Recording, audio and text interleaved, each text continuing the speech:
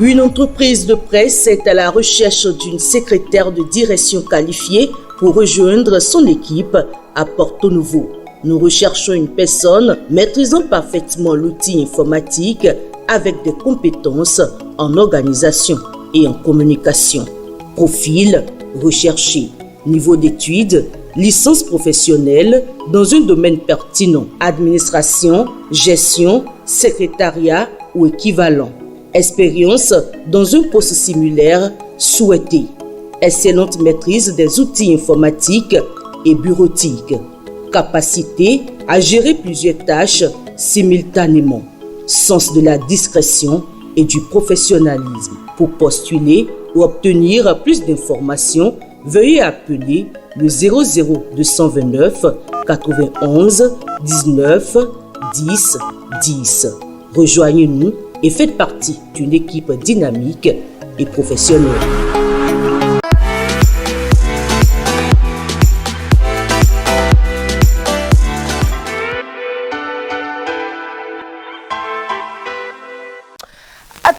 À toutes, bien le bonjour et bienvenue dans votre émission matinale Le Meilleur Réveil. Nous sommes 17 septembre 2024 et nous sommes de nouveau à votre compagnie pour la livraison de ce jour de votre émission matinale. Aujourd'hui, l'exercice des deux premières rubriques se fera avec Achille Oussou. Il est dans ce studio, il avance, même si c'est un petit pas.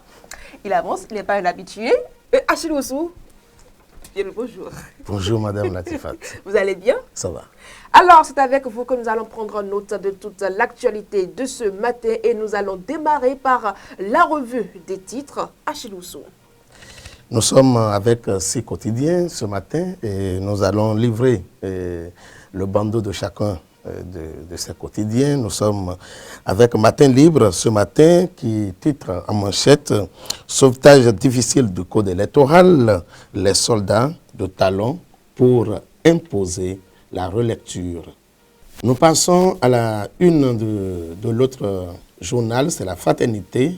Fraternité qui titre en manchette ce matin « E-commerce au Bénin, éduquer les consommateurs pour lever les barrières ». La Nation qui titre en manchette ce matin « Bilan fonction publique des acquis qui satisfont agents et usagers ». Et le quatrième quotidien que nous lisons ce matin, c'est le matinal qui a pour titre « Terrorisme au Nigeria et à carrément 3 Béninois enlevés, 2 policiers fusillés ». Et nous passons à la une du journal L'Œil du Bénin, qui écrit en manchette « En présence d'une marée humaine lors d'une activité à Parakou, l'honorable Gbadamassi rend hommage à Nicéphore Soglo pour sa fibre patriotique. » Et enfin, nous passons à Soleil Levant qui met en manchette ce matin, reprise effective des classes au Bénin, une victoire pour la politique éducative de l'équipe Talon. Eh bien, Achille Oussou, nous enchaînons avec la présentation de l'actualité du Bénin. Le Bénin connaît une augmentation économique. 6,3% au premier semestre de 2024. Cette augmentation est passée à 6,6% au second semestre, soutenu par les secteurs de l'agriculture et de la construction, selon une appréciation du Fonds monétaire international rapportée par Africaho. Il convient de souligner que l'économie du Bénin devrait enregistrer une croissance moyenne de 6,2% par an entre 2024 et 2026, grâce notamment à l'augmentation des investissements et à l'expansion de la zone industrielle de Grodibé, selon les prévisions de la Banque mondiale datant du 13 mai 2024. Autre actualité dans cette émission, la loi afro-descendant a été promulguée par le chef de l'État. Et Patrice Talon a promulgué le 2 septembre 2024 la loi relative à l'octroi de la nationalité béninoise aux afrodescendants. Selon cette loi, les personnes ayant un ascendant africain déporté dans le cadre de la traite des Noirs et du commerce triangulaire peuvent en faire la demande. Le demandeur doit s'adresser au ministre de la Justice Il doit avoir au moins 18 ans révolus, apporter la preuve de son afrodescendance par témoignage authentifié, document d'état civil ou test d'ADN réalisé donc dans une institution reconnue par le Bénin. La nationalité est accordée par décret pris en Conseil des ministres et donne la liberté d'entrée, de séjour et de sortie, ainsi que le droit à un passeport. Dans le nord du Bénin, 11 prostituées ont été déposées en prison ce lundi 16 septembre. 11 prostituées ont été effectivement déposées en prison pour atteinte à la pudeur, violence, voie de fait et troubles à l'ordre public.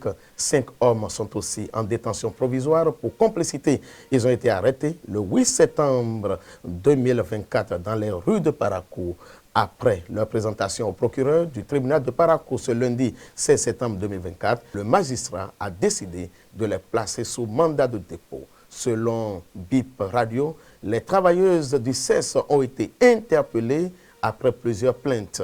Les 11 prostituées et les 5 présumés complices seront jugés le 24 septembre 2024 au tribunal de Parakou. Dans l'inter-actualité, nous allons au Mali où des coups de feu ont été entendus à Bamako. Au moins un camp de gendarmerie a été attaqué. Des détonations ont été entendues, effectivement, ce 17 septembre 2024 dans la capitale du Mali, aux environs de 5 heures, heure locale. De nombreux témoins affirmaient ce mardi matin, vers 8 heures, temps universel, continuer d'entendre des tirs. Selon les habitants, joints par Radio France Internationale, c'est l'école de gendarmerie du quartier de Faladié qui est ciblée. Plusieurs témoignages font également état de tirs du côté d'un poste de sécurité à l'aéroport de Bamako-Sénou. Mais les deux lieux n'étant pas très éloignés, il est encore difficile de savoir s'il s'agit de deux attaques distinctes. Des images filmées par des Bamakois montés sur leur toit montrent un épais panache de nuages noirs s'élever au-dessus de la capitale. Sur les vidéos reçues, on entend aussi des tirs. L'armée malienne est mobilisée, mais n'a pas communiqué jusque-là à ce stade et sur cette information, même sollicitée par Radio France Internationale, elle n'a pas encore donné suite. Aux États-Unis, le suspect dans l'enquête sur la tentative d'assassinat présumée de Trump n'a pas tiré. C'est ce qu'a affirmé lundi le directeur par intérim du Secret Service chargé de la protection des hautes personnalités politiques américaines, Roland Roll, repéré par un agent du Secret Service qui a ouvert le feu sur lui. Le suspect n'a pas de ligne de vue sur l'ancien président. Et après la fuite, il n'a pas tiré, a déclaré Ronald Roll lors d'une conférence de presse à West Palm Beach, en Floride, dans le sud-est des États-Unis. Dans l'actualité sportive, pour terminer, la CAF délocalise la 46e Assemblée générale d'octobre 2024. Et cette assemblée était prévue pour se tenir à Kinshasa, en République démocratique du Congo, en octobre 2024, comme vous le dites, mais l'événement a finalement été délocalisé en Éthiopie. L'information est tombée ce lundi 16 septembre 2024. Les raisons de cette décision n'ont pas encore été officiellement communiquées par l'institution dirigée par Dr Patrice Motsepe, mais selon Megasport, une épidémie en République démocratique du Congo serait à la base de cette délocalisation. Eh bien, merci à vous, Achille Oussou, pour la livraison de toutes ces actualités. On vous souhaite une excellente journée ou une suite de cours, puisque la rentrée a repris. Merci, madame. Oui, une suite de cours. Nous retournons dans les classes. Mesdames et messieurs, c'est donc terminé pour les 2 premières rubriques de votre émission, mais ce n'est pas encore terminé pour le compte d'aujourd'hui. On se retrouve tout juste après cette publicité. Le téléphone portable, smartphone et tous les autres appareils électroniques nous sont très utiles au quotidien. Risque de courbature, de fatigue générale, d'insomnie, de faiblesse sexuelle, de surdité ou de cécité, des AVC, les charges électromagnétiques des téléphones portables, smartphones ou tout autre appareil électronique sont très dangereuses pour la santé et peuvent vous conduire à la mort. Utilisez désormais les autocollants anti-radiation GIA pour protéger et préserver votre vie. Les amis, faites comme moi, Gégé Lapino, en adoptant BMA GIA.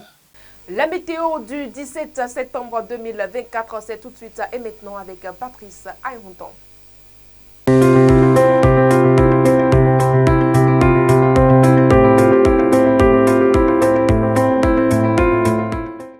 forte humidité se traduira par un temps perturbé en début de journée à Abomey-Calavi. Amis internautes TV Monde, bonjour. Ce matin à Abomey-Calavi, nous aurons une température de 24 degrés Celsius avec un vent qui oscillera des alentours de 20 km par heure. Un ciel très nuageux avec possibilité de foyers orageux en matinée. Cet après-midi, le ciel sera très nuageux avec de courtes éclaircies. Possibilité d'averses dans l'après-midi à Abomey-Calavi. La température sera de 28 degrés Celsius avec un vent qui oscillera des alentours de 25 km par heure. Dans la soirée, nous aurons un ciel très nuageux avec de courtes éclaircies également. Faible risque d'averses. La température dans la soirée à Abomey-Calavi sera de 25 degrés Celsius avec un vent qui oscillera des alentours de 25 km par heure. Cette nuit, nous aurons un ciel couvert avec développement de foyers orageux possible. Brune commençant à tomber en fin de nuit. La température cette nuit à Abomey-Calavi retombera vers 24 degrés Celsius et un vent qui oscillera dans les alentours de 30 km par heure. Il est important de savoir qu'aujourd'hui à Abomey-Calavi, la forte humidité se traduira par un temps perturbé en début de journée. Les températures évolueront entre 24 et 28 degrés Celsius au cours de cette même journée. Excellente suite de journée à tous. Restez scotchés au programme du leader de Web TV.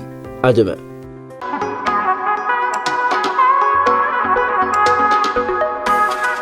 L'après-midi de comptine est prévu pour vous, chers amis internautes, pour ce samedi 21 septembre 2024 à l'auditorium de l'Institut français du Bénin à partir de 16h00 et l'entrée elle est juste gratuite. L'après-midi de comptine, c'est un grand moment de chant et de musique pour les enfants âgés de 5 ans. Non, qui sont âgés, qui ont à partir de 5 ans du moins. L'après-midi de comptine facilite l'apprentissage et permet aussi l'éveil des sens des enfants. Les parents sont autorisés à venir partager la joie et la complicité des enfants. L'après-midi de comptine, c'est le samedi 21 septembre 2024 à l'auditorium de l'Institut français du Bénin à Cotonou à partir de 16h00. Surtout, l'entrée elle est gratuite. Juste après cette virgule, chers amis internautes, nous allons retrouver Fauzia Sefou dans votre rubrique Santé et bien-être.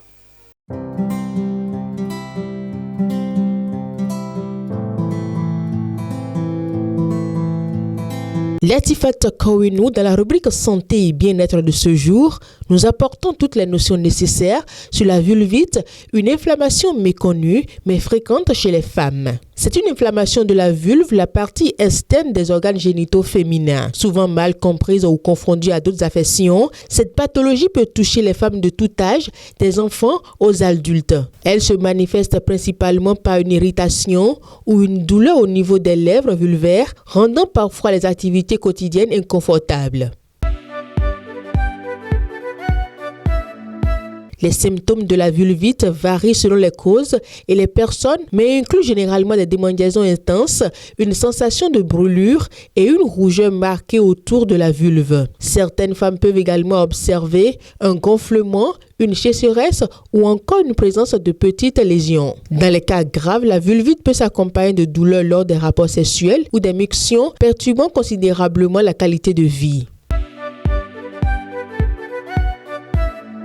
La vulvite peut avoir plusieurs origines. Elle résulte souvent de réactions allergiques à certains produits d'hygiène tels que les savons parfumés, les détergents ou encore les produits de soins intimes. Les infections, qu'elles soient bactériennes ou fongiques, sont également des causes fréquentes. De plus, le port de vêtements trop serrés ou de matières non respirantes ainsi que certaines maladies de peau comme l'eczéma peuvent aussi provoquer cette inflammation.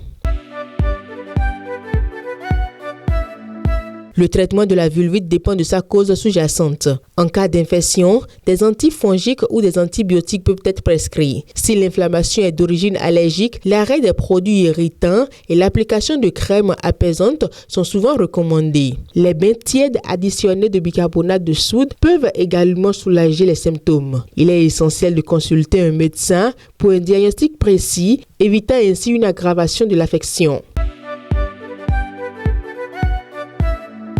Certaines habitudes alimentaires peuvent aggraver ou provoquer une inflammation vulvaire. Il est conseillé d'éviter les aliments riches en sucre et en produits transformés qui peuvent favoriser les infections fongiques, notamment la mycose. Les aliments épicés ou acides peuvent également irriter certaines femmes sensibles. Un régime équilibré, riche en fruits, légumes et probiotiques favorise non seulement une bonne santé générale, mais contribue aussi à maintenir un équilibre vaginal optimal.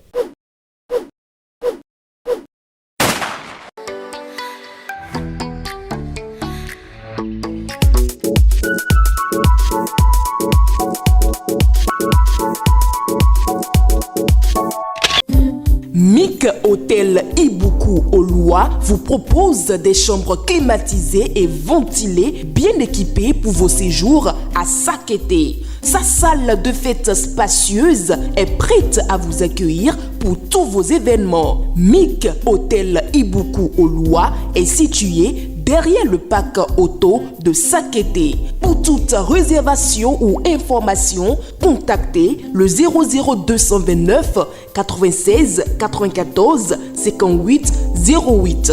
Amic Hôtel Ibuku Oloa, retrouvez votre confort à moindre coût.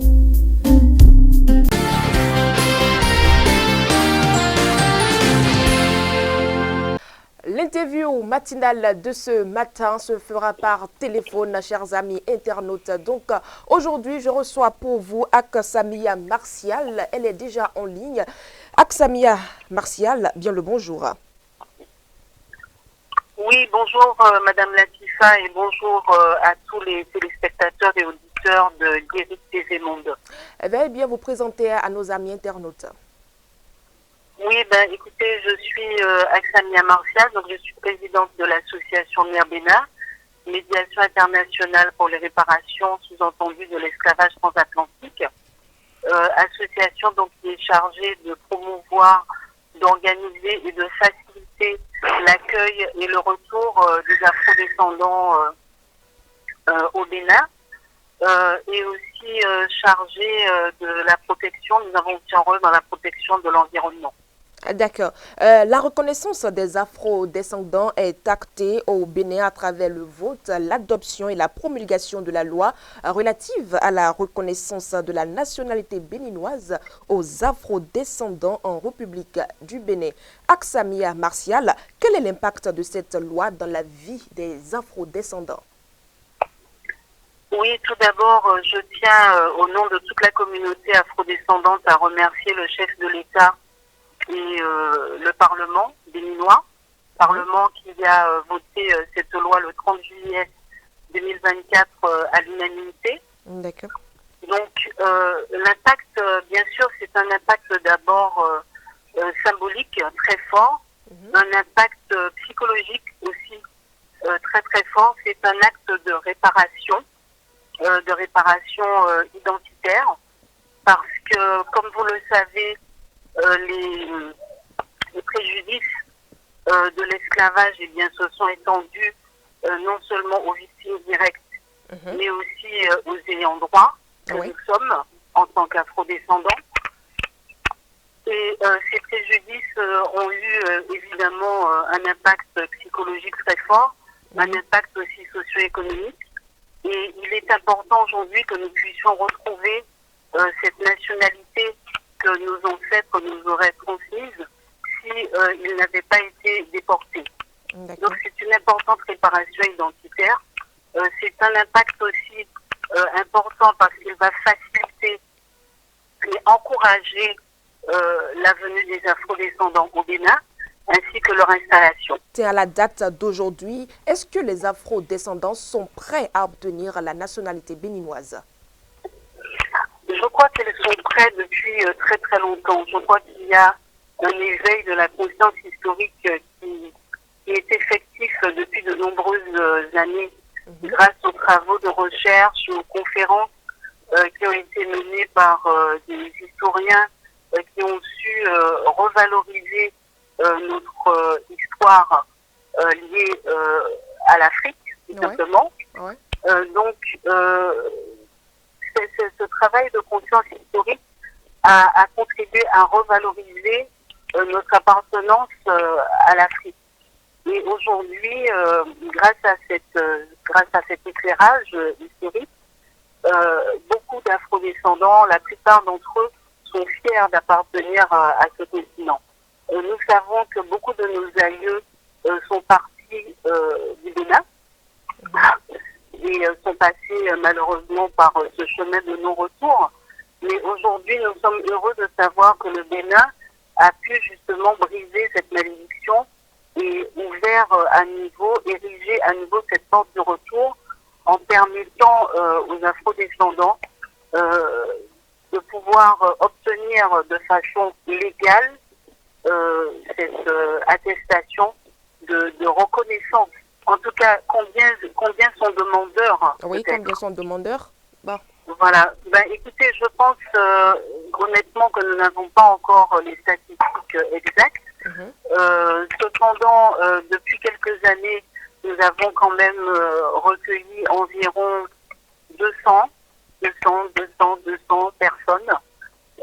afrodescendantes de la Guyane, de la Guadeloupe.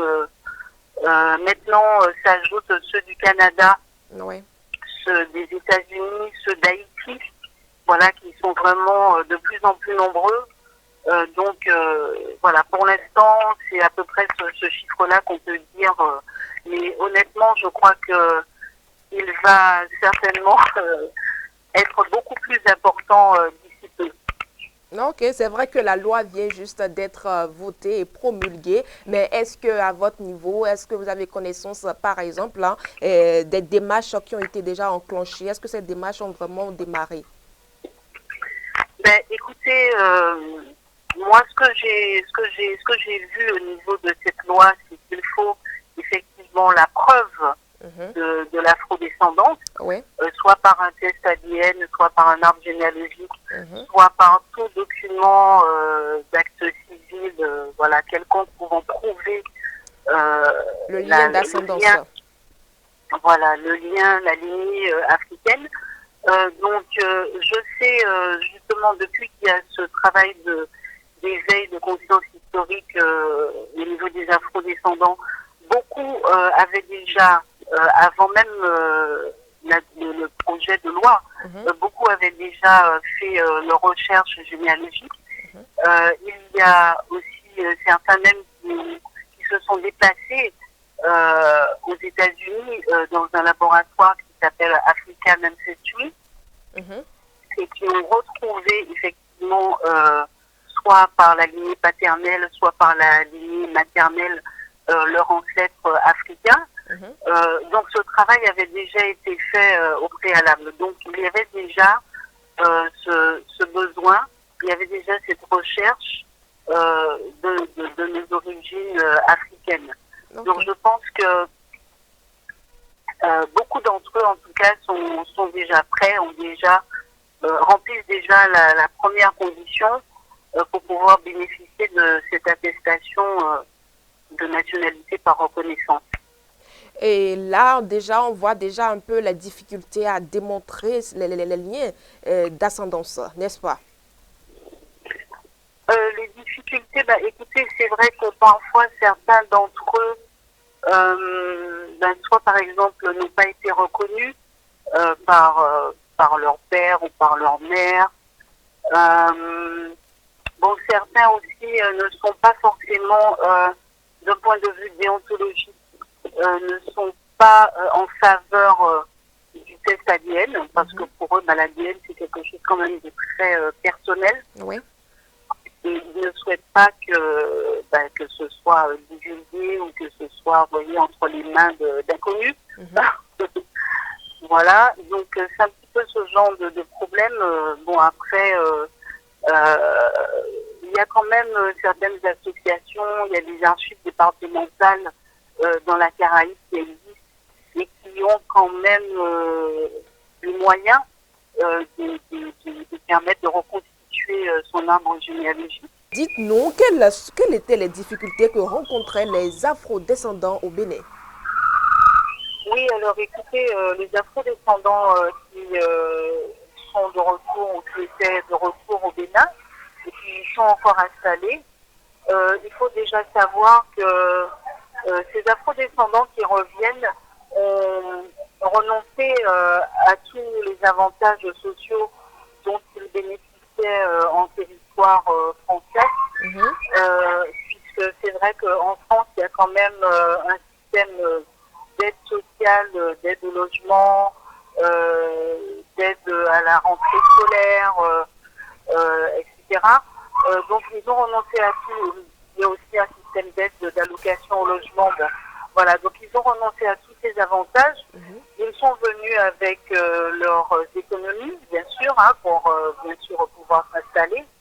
Maintenant, il se trouve que quand on arrive et qu'il y a effectivement les frais de titre de séjour à assumer et qui s'accompagnent d'une caution de rapatriement qui est l'équivalent de 500 €, donc environ 300 000 francs CFA à payer pour pouvoir accéder à ce titre de séjour. Donc on fait les frais du titre de séjour qui s'élèvent à environ à 100 000 francs. Quand on doit travailler et qu'il faut assumer aussi les frais d'un permis de travail, et quand on revient, vous voyez, sur la terre de nos aïeux, pour nous, en fait, on revient à la maison, on revient chez nous et puis on revient d'une histoire aussi chargée de souffrance. Et il n'est pas normal, vous voyez, que nous ayons tous ces écueils financiers et administratifs à assumer. Donc la plupart des afrodescendants résidant au Bénin sont très frustrés d'avoir à gérer et à assumer toutes ces charges financières et administratives dans le cadre, vous voyez, d'un retour à la maison. Donc aujourd'hui, cette loi est vraiment un soulagement et une grande satisfaction pour nous. D'accord. Eh bien, merci à vous, Aksamia Martial Setou, pour votre intervention dans l'émission Le Meilleur Réveil. Merci à vous. Merci à vous. Mesdames et messieurs, la suite de votre émission, c'est tout de suite après cette virgule.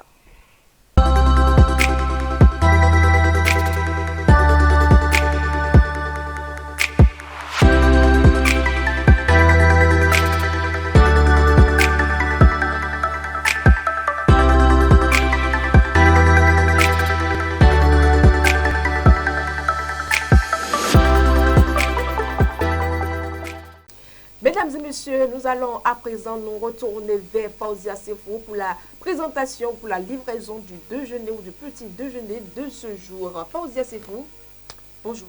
Bonjour à vous, Latifat Kouinou. Je vois que vous salivez déjà quand on parle de cuisine. C'est normal, hein, quand on dit nourriture, il faut saliver. Si je ne salive pas, c'est que votre nourriture, elle n'est pas douce. Ou vous avez raison, ça c'est vrai. Donc laissez-moi saliver. Oui, oui, alors aujourd'hui, est-ce que je dois moins saliver ou bien saliver davantage? Non, saliver davantage puisque je ne vais pas donner un petit déjeuner, mais un déjeuner. Qu'est-ce que c'est? Qu'est-ce que c'est? C'est de l'igname pilé, encore appelé foufou, agou au sokoro. Sokoro? Oui. Ah, décidément, hein? Oui. Alors, attendez, oui. Vous savez piler l'igname? Bien sûr. Vous savez? Oui, bien sûr. Pas, non, pas du tout. C'est vrai que ça demande un peu de force physique.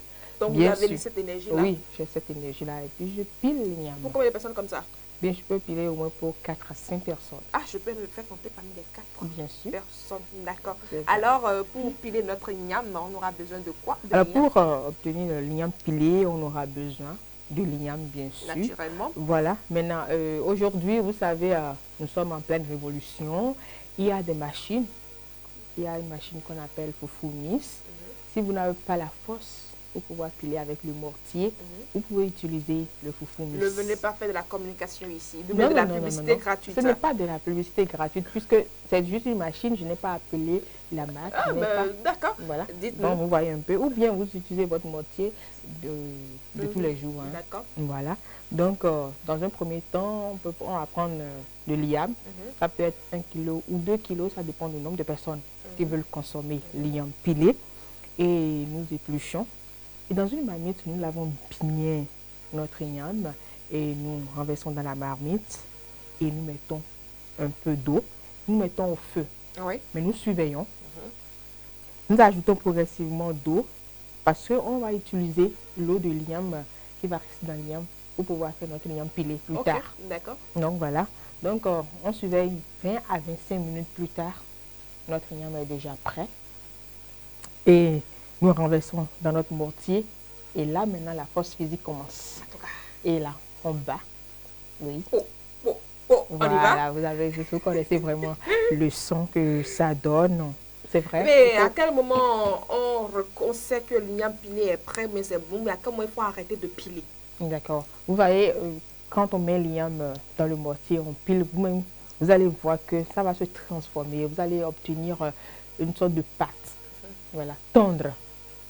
J'avais parlé d'eau de l'igname. Il faut aussi dire que pour pouvoir faire l'igname pilé, quand on prépare notre igname, on ne met pas du sel dans l'igname pour la préparation.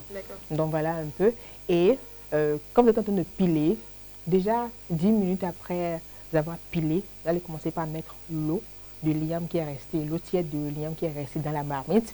Vous mettez dans l'igname, vous allez voir que ça va commencer par être tendre. L'aspect va changer. Et vous verrez que vous êtes en train d'obtenir une pâte tendre. Et là, vous voyez que votre igname prend déjà corps. Votre igname pilé prend déjà corps. Vous êtes une expérimentée, oui. Ça prend déjà corps. Bien Votre sûr. igname pilé commence déjà pas à prendre corps. Oui, voilà. Donc, vous pilez progressivement et quand vous touchez, vous voyez que ça soulève même le plat. Voilà. Oui, surtout quand vous avez une bonne qualité d'igname, je vous assure, vous avez une très bonne qualité d'igname pilé. Voilà. Alors, on accompagne notre igname pilé avec quoi? Sauce d'arachide, hein? Bon, voilà. C'est ce que le commun des mortels pense qu'on mange avec l'igname pilé. Mais l'igname pilé s'accompagne avec toutes les sauces. Vous savez, ici, même sur ce plateau, on a fait du foufou dessi, de lomé, une sauce de lomé. Donc, l'igname pilé, c'est une nourriture vraiment ouverte à toutes les sauces. Si vous avez de la sauce tomate, vous pouvez prendre. Si vous avez de la sauce d'arachide, sauce graine, notre foufou dessi qu'on a réalisé même ici, même les mêmes légumes chayo ou grande morelle, vous pouvez prendre avec votre igname pilé. C'est du loup que vous nous présentez hein, bien sûr, bien sûr, bien sûr. Ça, c'est bien ça, c'est bien ça. Alors, Fauzia Sefou, c'est tout? Oui, c'est tout. C'est fini, bien sûr. On ne va pas boire aujourd'hui? Ben, si on finit, on peut prendre, on peut prendre de l'eau. On peut prendre de l'eau pour digérer facilement. Ou bien, si on veut, comme je le dis toujours, hein, notre jus d'orange ou le jus d'ananas, c'est au choix. C'est au choix. Oui. Voilà, merci bien à vous, Fauzia Sefou, pour cette recette. Hein. C'est pas, je ne dirais pas que c'est facile, hein. C'est pas du tout facile. C'est pas qui veut, qui pile, hein, mais c'est qui peut. Voilà. Qui peut. Mais quand on est habitué, ça devient très facile, bien sûr. En tout cas, oui, ce n'est pas difficile. C'est vrai que ça demande un peu de force physique, mais c'est très facile. Mais pour vous qui n'avez pas du tout la force, je l'ai dit, il y a le foufouiste qui est là pour vous. Et puis, vous pouvez piler votre igname, mixer l'igname, voilà, pas piler, mixer l'igname, mais toujours obtenir de l'igname pilé comme nous qui avons pilé. Voilà. D'accord. Oui. Merci à vous, Fauzia Sefou. On vous retrouve demain à la même heure dans cette rubrique. Mesdames et messieurs, avec voilà donc, plaisir. Tout juste après la virgule, la citation du jour.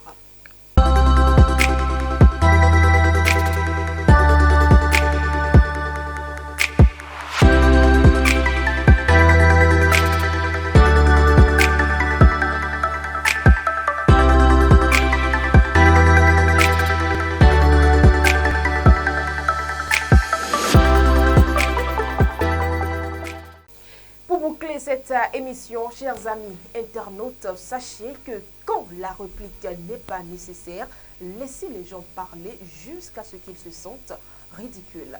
Tout ne s'explique pas et tout n'a pas droit à une réponse. Merci d'avoir été des nôtres. Je vous donne rendez-vous demain à la même heure dans votre émission